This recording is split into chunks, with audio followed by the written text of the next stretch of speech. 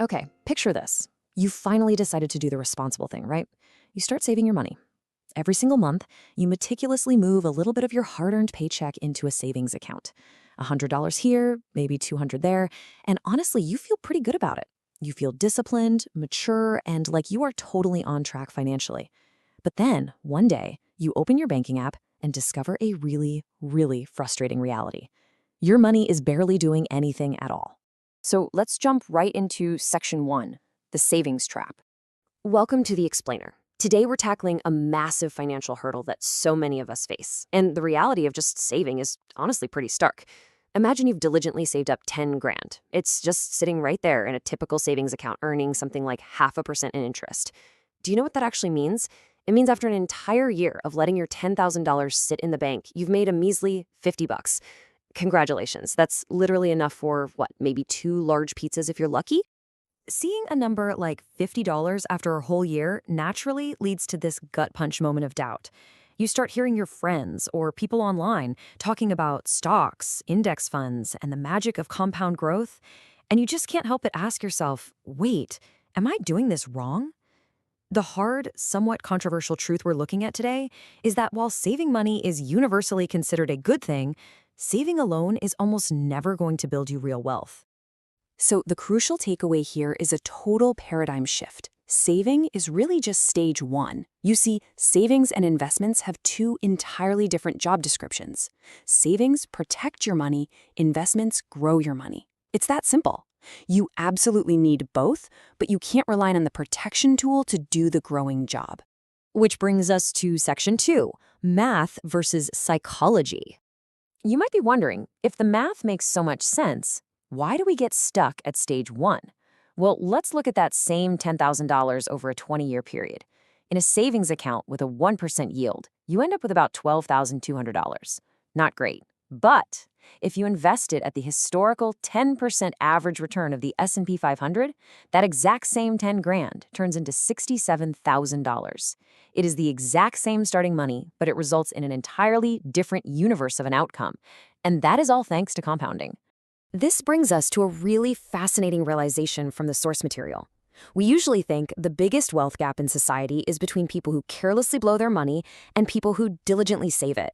Actually, scratch that, it's not. The most significant financial divide is between people who merely save and people who make the transition to investing. But here's where our own brains kind of betray us. Most people never make that transition because saving feels incredibly safe. It's visible and, it doesn't just randomly drop 5% on a Tuesday afternoon. Investing, on the other hand, comes with emotional volatility. The market moves up and down constantly. That perceived risk absolutely terrifies people who don't want to lose the cash they worked so hard to put away. So how do we get past this mental block? Let's get into section 3, the 5-step path. We conquer that fear by transitioning in deliberate stages. It doesn't have to happen all at once. Here is the complete stress-free roadmap outlined in our source to help you bridge that gap, going from building an emergency fund all the way up to consistent investing. Let's break down exactly how each of these 5 steps works. Step 1. Before you invest a single dime, you need a real emergency fund. 3 to 6 months of living expenses saved in cash.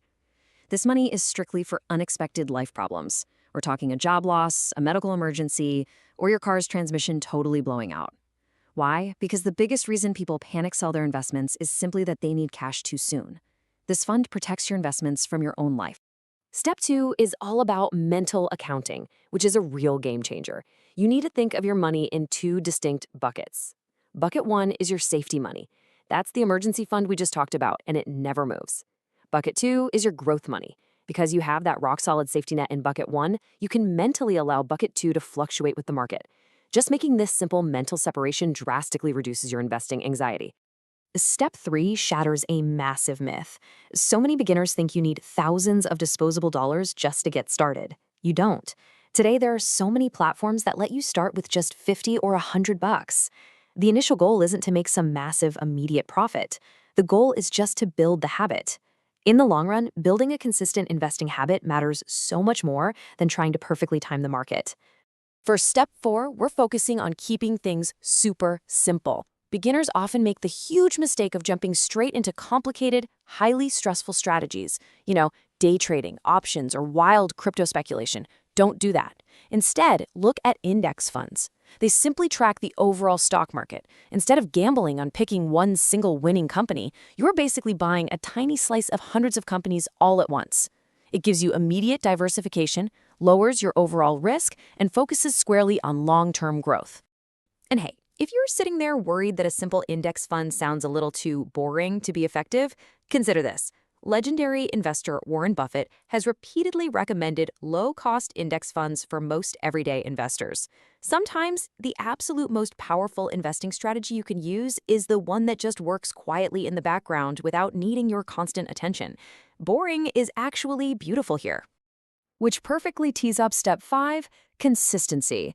Let's run some numbers real quick to show you what I mean. Imagine you consistently invest $300 a month into the stock market. If the market averages an 8% return per year, after 25 years, you will have contributed $90,000 of your own money out of pocket. But your final balance? It would be roughly $285,000. Wait, hold on. Let that sink in for a second. Out of that $285,000 total, a staggering $195,000 comes entirely from investment growth. That is the mind-blowing power of compounding working in your favor. Your money is out there doing the heavy lifting for you while you just go about your daily life. All right, moving on to our final part, planting your seeds. Now that we have the roadmap, I love this visual analogy from the source material. Saving money is a lot like storing seeds in a glass jar. You are protecting them perfectly, for sure, but absolutely nothing is going to grow in there. Investing is like taking those seeds and planting them in the soil. At first, it just looks like a total mess of dirt. You don't see any immediate results, but give it time, and those seeds grow into something massive and fruit-bearing. Of course, we have to address the massive elephant in the room, the question every single beginner asks when they're staring at that messy soil. But what if the market crashes? It is a totally fair question, because market crashes aren't just a possibility, they are completely normal. They have literally happened dozens of times throughout history.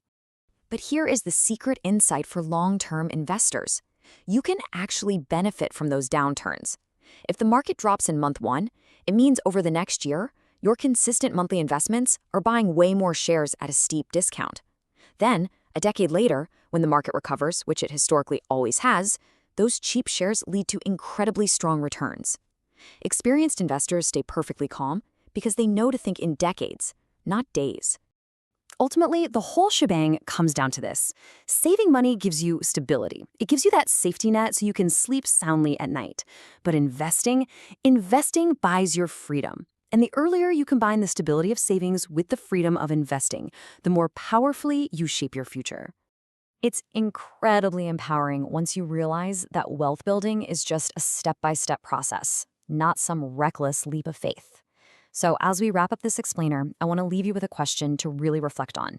Are you currently sitting in the saving stage, just protecting your seeds in a jar, or have you already started planting them and investing? Take that first step and let your money start working for you.